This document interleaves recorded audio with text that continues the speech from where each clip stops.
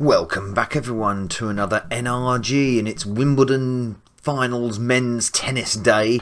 So let's have a game of international tennis on the Amstrad CPC. We did a Commodore video on this last year.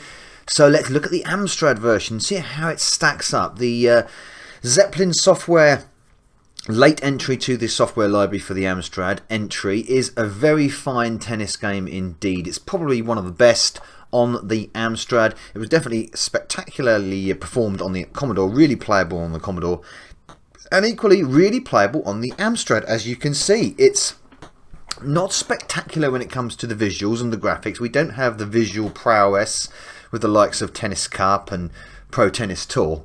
However, the movement and the animation is very, very good, very slick, very responsive, and it's very quick and very fair as well. It's a tough game. You've got to get your timing absolutely spot on. But apart from that, it moves really well and plays really well and sounds pretty nice as well. Got nice little bits and bops and pops of the ball and the sound effects. Although it works. The ball flight works really well. The physics are just absolutely pretty much spot on off the time. There's a little bit of unfairness sometimes on ball contact. Sometimes the ball will hit the player and you think, okay.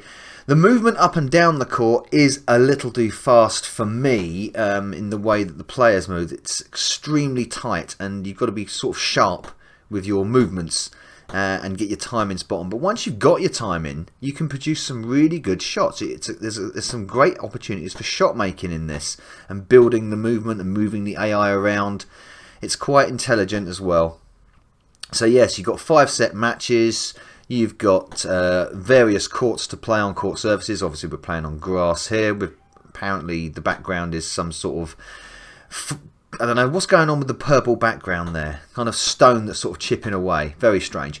But apart from that, as you can see, it's completely fluid. There's no breaks in play either. It just moves straight from one side to the other. When you want to change it up, scoreboard very clear at the back, nicely integrated into the playing field, which I love that.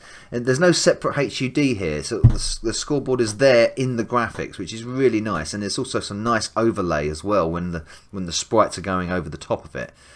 All feels very tight and very well designed. Like I said, moves around well. Graphics are nothing spectacular, especially colour-wise. I mean, we're going for a base sort of 4-colour mode here, but that works. It works really well because the animation of the players, slightly cartoony as they may be, is really well done. There's plenty of frames of animation in there, so you can really sort of get a feel for the movement and the movement of the ball. And like I said, it's not one of those tennis games where it just feels unfair all the time. There is certainly an element of fairness and accuracy as well. Sometimes there's a dodgy call, but that's what happens with tennis computer games. Dodgy calls are part of the course, aren't they, to mix two sports together. So really well done this. 1992 as well, so quite a late entry to the Amstrad game library, but a worthy one. And I think the Zepplin International Tennis is one of those games where I think it was received well across all the 3 major 8-bit platforms here in the UK, and you can see why, because it's really well done and there's no slowdown, there's no of the typical Amstrad traits that could possibly sort of hamper this game like it can on others. It plays equally, if not as good, probably as good as the Commodore version, and that's really heartening to see, especially when you compare it to some other tennis games on the Amstrad. It can't name your players, unfortunately, or anything like that. The presentation is maybe a little lacking when it comes to things like that. I mean, it's all just basic one-on-one stuff. You've got 2-player modes though, of course. You can play 2 joysticks on this as well with keys. Whoa, that was a bit of a wild hit. The shot selection is automatic, so the volleys is difficult to sort of perform. When you're in close to the net, it's pretty difficult to sort of get any ball accuracy. And I've noticed when you're playing on the bottom, you end up under-hitting the ball quite a bit. If a rally continues on for a considerable amount of time, you end up under-hitting the ball, and after the 5th or 6th shot, you'll end up hitting it into the net if you don't sort of come forward into the court. It's actually a lot easier to play this game from the top. There we go, I have won that set. Just move straight on to the next set, as you can see. No, it doesn't even stop, just goes straight on to the next set. That is Zepplin's International Tennis on the Amstrad CPC 1992. It's a very fine tennis game and probably one of the best on the Amstrad. Thank you for watching. Novabug, out. Hey, Novabug here. I do hope you enjoyed this video.